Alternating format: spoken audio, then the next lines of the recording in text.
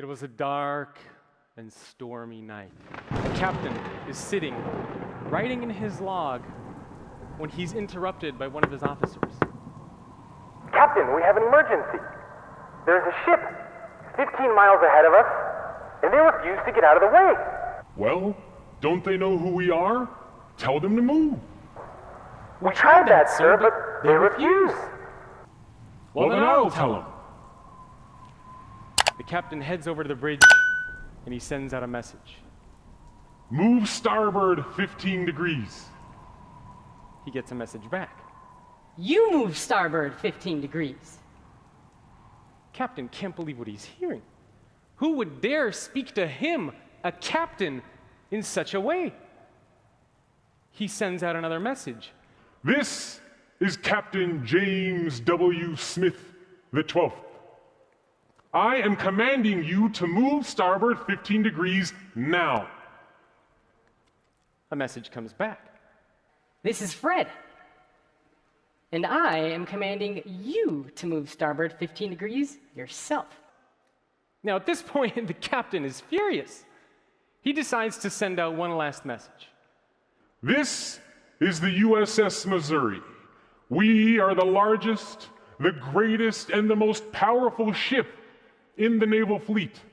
And if you do not move starboard 15 degrees now, we will be forced to take action. A message comes back. This is the lighthouse.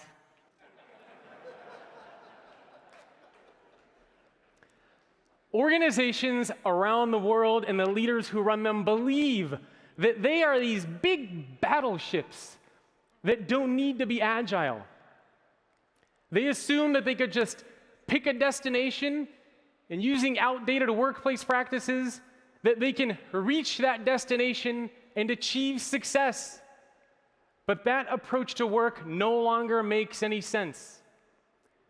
If you were to look up the word employee in the dictionary right now, you would find that synonyms for the word employee include cog and servant. For manager, the synonyms include boss and my personal favorite, zookeeper. And if you look up the word work in the dictionary, you will find that synonyms include daily grind, drudgery, and struggle. This means that we are all cogs working for zookeepers as we go about our daily drudgery. Do you remember that movie Office Space? Yeah.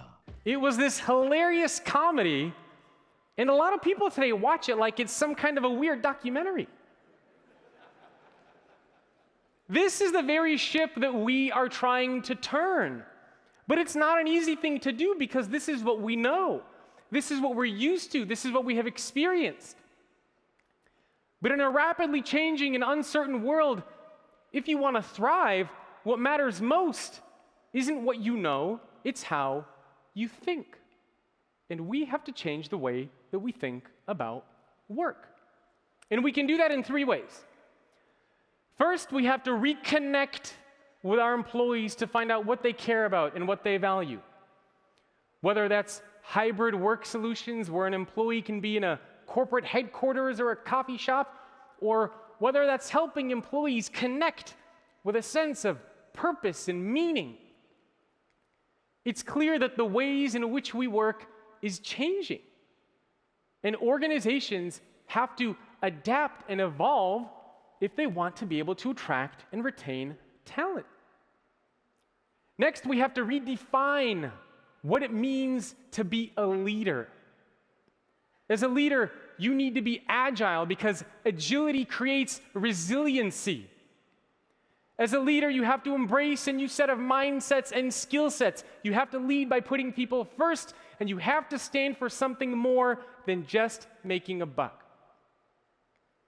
And lastly, we have to redesign our organizations so that employees actually want, not need, to show up to work each day. And we can do that by focusing on employee experience. We have seen more change in the past 36 months than we have in the past 36 years, and all of you have felt and experienced that change. We keep asking, What is the future of work? But the real question that we should be asking is, what is the future of work that you want to see happen? And how are you going to make that a reality? If you are able to be agile and turn the ship, then you will move from dark and stormy nights to smooth sailing with clear skies and sunshine. Is your organization, are your leaders, are you ready to turn the ship?